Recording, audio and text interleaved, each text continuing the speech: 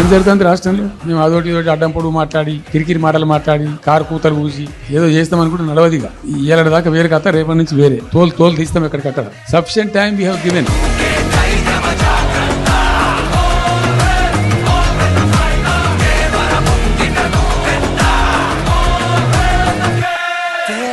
ఎవరితోనైనా సరే కొట్లాడతాం, తెలంగాణ కోసం భయపడం, యాందాకాన్ని పోతాం. తప్పని పరిస్థితి నేను బయలుదేరినప్పుడు తప్పదు. అటు కేంద్రాన్ని ఎక్స్పోజ్ చేస్తాం, ఇటు రాష్ట్రాన్ని ఎండగడతాం. ప్రజల మధ్యలో చాలా పెద్ద ప్రజా ఉద్యమాన్ని శ్రీకారం చుడతాం. పాలమూరు, రంగారెడ్డి, నల్లగొండ జిల్లాలలో గ్రామాన ప్రజా ఉద్యమాలు చేస్తాం. పెద్ద బహిరంగ సభలు పెడతాం.